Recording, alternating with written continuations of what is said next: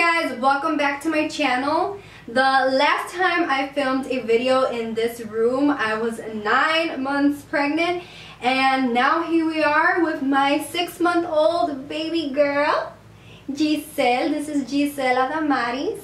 Say hi to my friends, Mama. Say hi, friends. Oh, she sees herself in the monitor. Ay, qué preciosa. Ay, qué preciosa. So I put up a poll on my Insta story and I asked you guys if you wanted to see a postpartum, a 6-month postpartum update and a 6-month baby update, and all of you guys said yes, which I was really surprised. I asked if you guys wanted to see a birth story / 6-month update or something like that, and I was really surprised because, you know, it's like been such a long time already. I just never filmed a birth story, so I figured I'll share it with you guys, and it shouldn't be too long. But I do think this video is going to be a little bit long, so I'm just warning you now. You know, get comfortable, get yourself a little snack, whatever it is, because this might be a long one. Okay, so right here I just got a little list of stuff so I don't forget to mention it, so I might be glancing over here. In this video I'm going to share my birth story and then my postpartum update and also her 6-month update. So I'm gonna put timestamps. So if you guys, you know, want to skip through the birth story and just look at the update, you guys can find that. I'll put them in the description box, and maybe I'll put them somewhere in the video as well, so that you guys, you know, if you don't want to watch this long video, you can just skip to what you want to see. Well, my due date was October 17th of 2017. However, that day came and Giselle here did not come. She was late. I had a doctor's appointment. I don't remember if it was the 17th or on the 18th. I think it was the 18th though. So I had a doctor's appointment. So on the 17th, I was just done with being pregnant because this little girl was huge. I had a huge belly, and if you guys saw my what's in my hospital bag video, you saw how huge I was. I think when I filmed that video I was 33 weeks or 37 weeks, I can't remember, but I only got huger. So I had a lot of pelvic pain, and it was really hard for me to walk. It was just really hard for me to move. It was really hard for me to sleep. I was very sleep deprived. I was just very tired, and I was just done with being pregnant, and I was so anxious to meet my baby girl. So when the 17th, and also the doctor had been saying for like a long time that I was probably going to have the baby early, because my first child, I had him early, and I was already having a lot of like labor-like symptoms. You know, I was getting Braxton Hicks contractions. I lost my mucus plug early. I was having a lot of signs that I was probably going to have my baby early, and that is what my doctor always led me to believe. And so that was constantly on my mind. So just, you know, every day that went by and she wasn't coming, I was just getting so like upset. I was really getting upset. I even stopped working like a month before my due date because, you know, I really thought she was gonna come. Like I said, I had a lot of pelvic pain and it hurt so much to walk, and I'm a nurse, and I'm always on my feet and walking around, and it was just so hard. Like every time I would get out of work, I would be in so much pain. My appointment was on the 18th, and the doctor said, "Do you want me to induce you today?" I said, "Yeah, induce me," you know. On Wednesday, yeah, it was a Wednesday, and he's like, "Or we can wait until Monday." And I said, "No, I don't want her to get any bigger," because I was already really huge. And he said, "Yeah, you don't want to get bigger." He said, "When you get induced, there's always the risk of needing to get a C-section." He said, "But you are so big and you're a small person that you're still going to have a risk of getting a C-section if you get any bigger." So either way, it was like the same thing. And I was just done with being pregnant, so I said, "Yes, induce me." And I did not want to wait until Monday. He said, "Okay, I can induce you tonight." I got to the hospital at 9 and they didn't induce me. They didn't put in the Pitocin until 11 p.m. So that whole night I didn't sleep. Okay, it was really tiresome, and which really affected me postpartum. However, we were super excited because I was going to get induced. I knew the baby was coming, but that whole day that I had before I went to the doctor, I was like, literally that whole day I was just crying. It was just really like emotionally and physically stressful. So when he said he's going to induce me tonight, I was like, yes, let's do this. Like, they induced me at 11. I did not have any epidural. I fought through the pain, which really wasn't that bad, but I did have a back labor, and a back labor is just when the baby's positioned differently inside of you, and the head is, every time you have a contraction, the head is pushing on your like spine and your tailbone, and that is really painful. So I was kind of like, they had me like on my knees. So okay if I draw Frieza from Dragon Ball Z? Yeah. I was trying different positions, to help with the labor, and what really helped was to get on all fours and just kind of have my belly hang. That way the pressure is being relieved from my back. And then the nurse was, helping massage my back and stuff, and that really helped. Then she told me, okay, lay on your side. She said it's going to be really painful, but once you lay on your side, you're really going to open up and you're going to be ready to go. So she laid me on my side, and that was the most intense contractions that I had during the whole labor. I had 3 contractions laying on my side, and I was crying. I was crying. I couldn't handle that anymore. I was just like, I'm ready to push, because I felt so much pressure. So I only had 3 contractions. Then when I was pushing, it was just so much better. Like, I felt so much better pushing. I felt relieved to push. It didn't hurt so bad. So yeah, I ended up having her at what time was it? Like 7. Oh no, it was like around 8 in the morning. Somewhere around 8 in the morning. And she was a big girl. She was 9 pounds exactly, and she was 21 inches long, so she was a really big girl, and that's why I couldn't have her inside of me anymore. She was large for gestational age, and they had to monitor her for her, monitor her blood glucose levels, which all came out normal, so she was fine. But like I said, I was really sleep deprived during my pregnancy, and then they induced me at night, so I was going through labor all that night. So I honestly was awake for more than 24 hours, like, shoot, I don't even know, 48 hours. I just know that I was running on really low sleep, and after I had her, I was just so exhausted. I just know that I was with my eyes closed. I couldn't even open my eyes. That's how tired I was. I couldn't open my eyes to look at her. I felt her. They put her on my chest. We did skin to skin. And I just remember feeling her warm little wet body on me. And I didn't have the energy to open my eyes and lift up my head to see her because I was so exhausted. And but eventually I did, but it was just really, really hard. And other than being tired, I was fine. She was fine. We were both really good. However, for me, postpartum, I did have a hemorrhage. So, like, I had a hemorrhage, and I think, the doctor didn't tell me, but I, as a nurse, I think that I had a piece of placenta left inside of my uterus. You can look it up if you want. I'm not going to go into detail on that. But the reason why I think that happened is because after I had her, the placenta comes out. So they took out the placenta, and I remember he kept massaging my belly so hard, and he was reaching inside of me. And I know that when they do that, it's because there is a piece of placenta left inside of you. And you have to get it out or you're going to hemorrhage.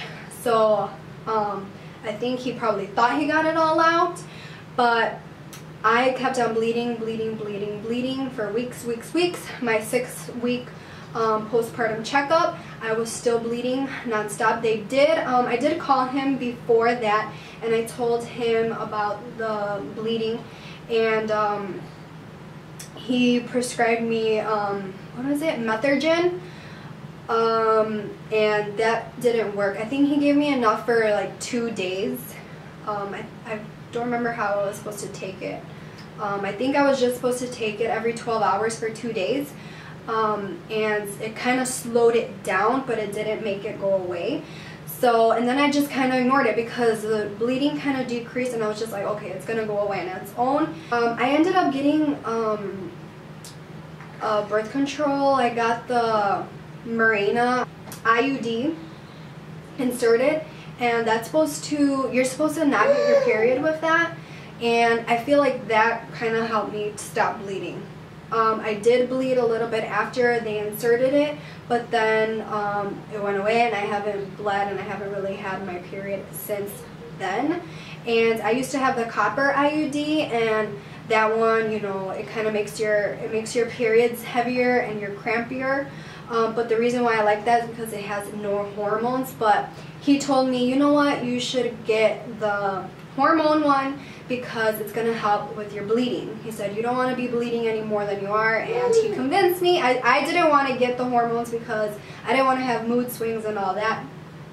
But he said to just, you know, to go ahead and do it, and so far I've had it for like 5 months, and I like it. I haven't had any like side effects from it at all. I haven't had any mood swings, no weight gain, or, you know, nothing. And my periods, you know, are pretty much non-existent. So I am really happy with my birth control. Okay, another thing that happened to me postpartum was that I had postpartum depression. I was just miserable. It makes me emotional to think about it now. Whew, I'm sorry. Oh, I don't want to ruin my makeup. It just made me, I need to calm down, get it together. Okay.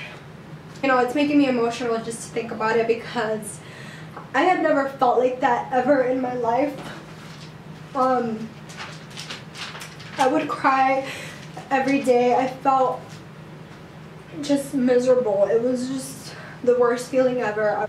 I was not myself at all. I feel like the sleep deprivation really affected me. Also, the fact that I was past due and miserable being pregnant kind of, you know, like I was like postpartum, I had like postpartum depression before I even had my baby, you know. I was already starting to feel depressed because I was just miserable in my own body. You know, physically it was just really impairing.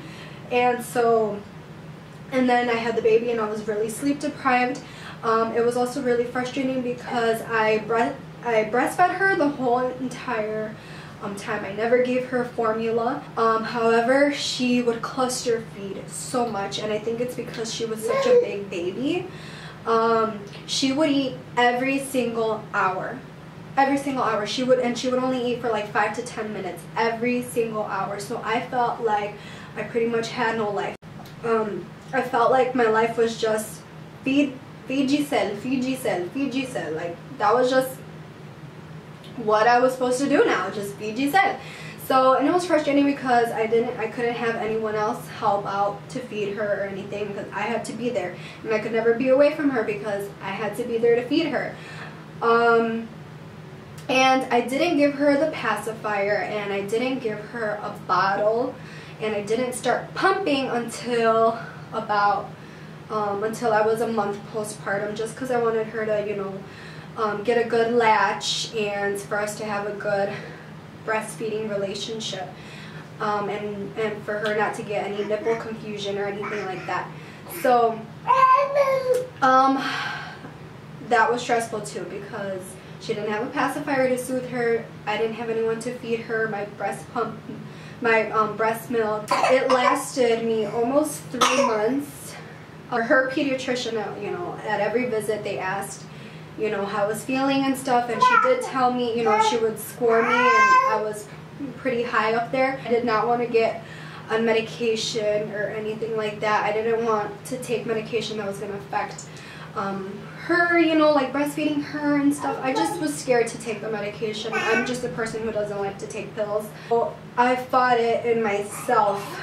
You know, I said, I need to get out of this. I need to get out of this. I need to, you know, distract myself, you know, do things that are going to help make me happy. And, you know, my family, you know, they all knew about it, because sometimes they would come visit me and they would just find me crying. I didn't have a specific reason why I was crying. I would just cry. You know, most of the time I was just home alone with her, and you know, it was hard for me. Like I couldn't get up and cook for my family. I feel like I couldn't really dress up. I couldn't. What was bothering me was that I couldn't do the things that I would normally do. You know, I like getting my makeup done, you know, dressing up cute. I didn't have the energy to do that. I didn't have the willpower. Like, I wanted to do it, but I couldn't get myself to do it. And I was really fatigued, and I feel like that also had to do with the hemorrhaging. And also, it was October when I had her. It was cold. I didn't leave the house. In October, I think we had like some sort of Arctic blast or something like that. In November, October, November, we had like an Arctic blast here in Chicago. And it was like negative degrees, and I did not take my baby out. I did not go out. We stayed home, so that, you know, made me miserable. Also, it was October. October is one of my favorite months. I couldn't take my son trick-or-treating. That completely broke my heart. He wanted me to go to his school Halloween party. I couldn't go to that either. I didn't dress up for Halloween. I didn't dress her up for Halloween. I said, for what? We're just going to be at home. It's freezing cold outside. You know, I'm not even going to give out candy because it's like, it's too cold for that. So it was just a lot of factors.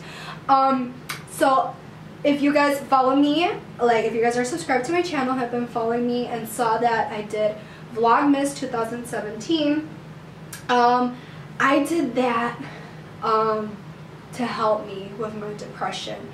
I said, you know what, I'm going to try and do Vlogmas because it's going to give me something to do, it's going to give me something to look forward to, it's going to give me and have, you know, motivation to film and stuff like that.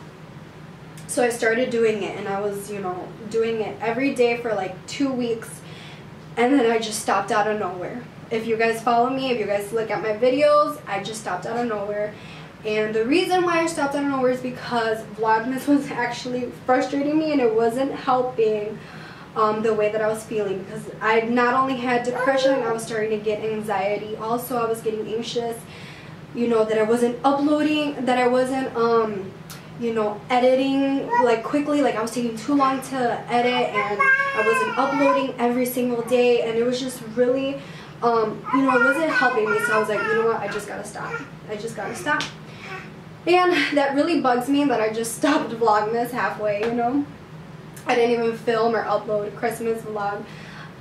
But it's just because it wasn't healthy for me. I thought it was going to be healthy, and it kind of helped out, and then it ended up being worse. So how did I get out of this? You know what? I really just don't even know how I got out of it. I just really fought it in my mind. And, you know, so New Year's Eve came around, and, you know, everybody makes the resolutions to, you know, be like healthier and work out. As a family, we all decided we were all gonna, you know, be healthier. We already had a prior gym membership. I worked out through my whole entire pregnancy. But during, you know, postpartum, I did not work out at all. I was not eating healthy at all. I was just eating whatever. I cooked. Sometimes I would cook. Sometimes my mother-in-law would make me something, and I would have that, or my mom would bring me something, or we would be buying Uber Eats. Like, I just ate whatever. So starting in January, we started meal planning, meal prepping, and we started going to the gym, everyone as a family.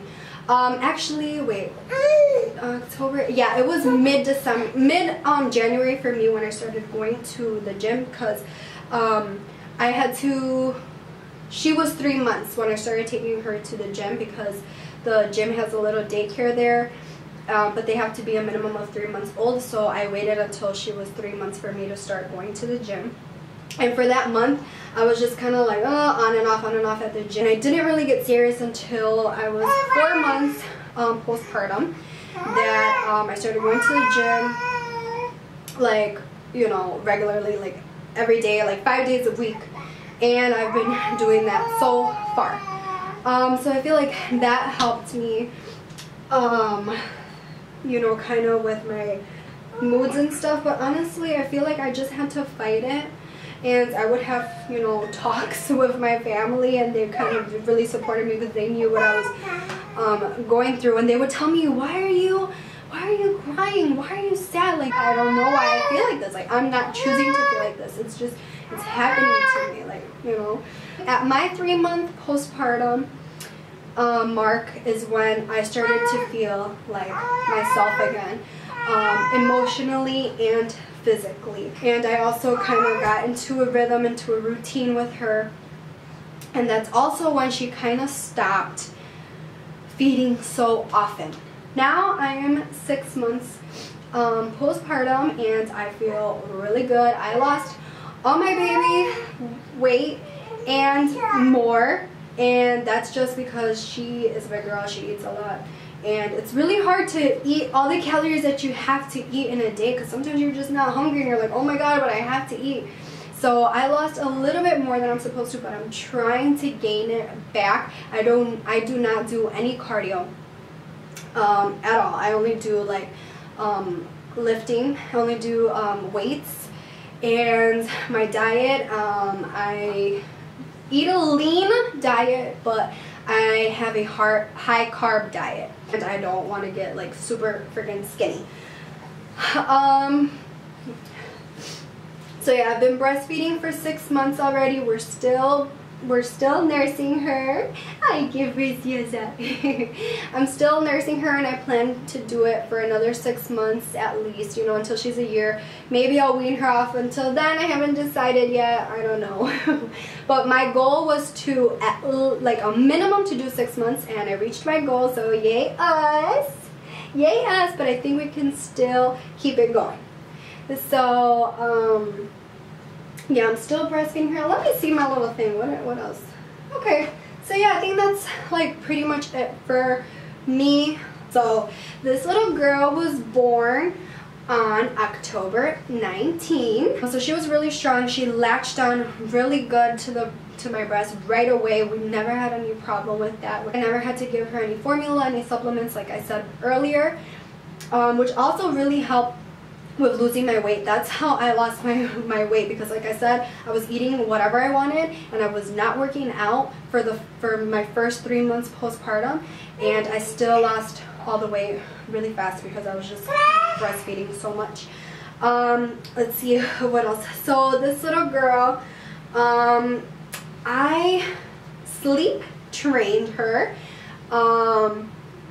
I sleep trained her. I started to do that when she was like about 1 month old, and she started sleeping through the nights, but she still woke up for feedings multiple times during the night, but she would still be sleeping. She wouldn't stay awake. And till this day, she still wakes up in the nighttime. Let me know, does your 6-month-old baby still wake up in the nighttime? Like, I want to know, at what age did your baby start sleeping through the night? Because this is her room, this is her crib, and she does not sleep in here, because she still wakes up in the night, and I still feed her at least 2 times during the night. She wakes up to feed, but then she stays sleeping. So I lay her down like around 9:30 we go to sleep, and then she'll wake up around 7:30, 8 o'clock. So it's pretty good, but she still wakes up like 2 times to eat.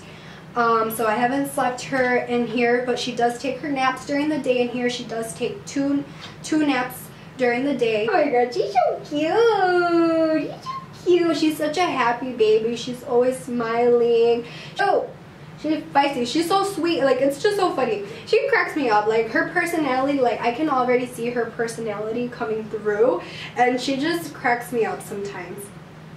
You crack me up, Mama. You crack me up. I love you. I love you.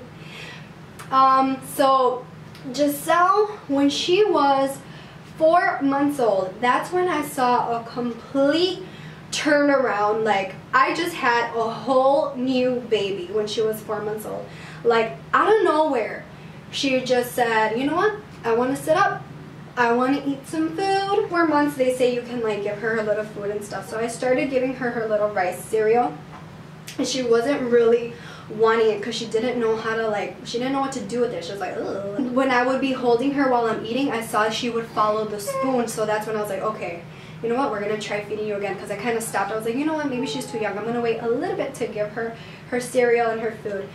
So then when I saw her doing that, I decided to give it to her, and yup, she started eating really good. And then one day I was just like, let me see if she can sit, because I would never try to sit her up. I would always be carrying her, or I would prop her up on something, but one day I just decided to sit her by herself, and she did. And she's been sitting on her own since then. Since she was 4 months old, she's been sitting on her own. And what else does she do? I don't know. She, right now at 6 months, she can, she like crawls backwards. She kind of scoots back. It's so funny. But right now we have to watch her. Like, we cannot leave her alone unattended at all. Because she is a wild girl. She will get up. Like, look at, she's standing right now. So she will be sitting down in her little rocking chair. No, laying down in her little rocker, the rock and play, and she'll sit up and she'll get up. She'll go on all fours, and it's really scary. I've also been teaching her sign language, just kind of like activities, like teaching her words like milk, eat, poopy diaper, stuff like that. I do this guy. Dragon Ball Z. Dragon Ball Z. It's really cool. He's such a great artist. Like I've mentioned many times on my channel, he's such a great artist. He loves drawing. He's so creative. And he's such a good big brother. Oh my god. I forgot what I was talking about earlier, but Josie has been such a great big brother to Giselle. He's protecting her. He helps her. He's very helpful with me. And, you know, he loves her, and she loves him so much. She cracks up with him. Like, she rarely cracks up with anybody else but him. Like, she just loves. Yeah, what else? Oh yeah, I've been teaching her the sign language. That's what I was talking about. So I've been teaching her the sign language since she was 4 months old. Like, I do the sign and I say the word at the same time, and I do it every time that I'm gonna do an activity with her. So right now she can only sign milk back to me. But she does understand other signs, and I can tell she understands because she'll do things that let me know that she understands. Or I'll say milk to her, and she won't sign back or anything to me. She'll just go to my breast, you know, like she knows. So, and I taught my son, he also knew sign language when he was a baby, and I feel like it was really helpful because you know what their needs, what his needs are. And it, you know, they babies can't communicate verbally, but they understand, and they can communicate with sign rather than with words, you know. And what else? Oh yeah, we pierced her ears. You know what? I vlogged that, and I never posted it. I vlogged when I pierced her ears. Let me know if you guys want to see that vlog. I pierced her ears when she was, I think, 4 months old. I waited until after she had pierced her ears at Claire's, and yes, she cried, but not that bad. And yeah, she still has her little earrings on, and she doesn't mess with them or anything. But she has lost 2 earrings already. Let's see. So yeah, let me know if you guys want to see that vlog. So yeah, I think that pretty much completes this video. I think that completes this video. I think I mentioned everything that we have been through. I hope you guys enjoyed this video and found it helpful, and that you relate in some sort of way, or know that, you know, you're not alone. You're not the only one who has postpartum depression or the postpartum blues. You know, it happens to anyone, and you know, you can fight through it. You know, you can control your mind, you can control your feelings and your actions, and yeah, you can get through it. So since this is May now, I was thinking of doing a Mother's Day series, like doing all mommy related videos. What I have plans for my mom series is my nursery tour, some videos with my mom for Mother's Day, and some other stuff. I'm planning on posting, you know, a couple of videos until Mother's Day. On Mother's Day, that will be my last mommy related video. So stay tuned for that. Subscribe to my channel if you're not subscribed, and hit that ring bell notification so you're notified when I upload a new video. Also follow me on Instagram at gabdel2. I am really active on my Insta story nowadays. I used to not be, but now I am, so follow me on Instagram if you don't. I thank you for sitting through this whole entire video if you did. If you did, leave this emoji in my comments, and that way I'll know that you watched this whole entire video. Thank you guys so much for watching. I love you guys, and I will see you guys all next time. Bye! Ah! She took off her bow. Mama, why you take off your bow? We're not done just yet. We're not done just yet. You gotta say bye-bye. You gotta say bye-bye. Say bye, friends. Say bye, friends. Thank you for watching. Bye, friends. Bye, friends. Subscribe to my mommy's channel. Subscribe to my mommy's channel. Alright, bye.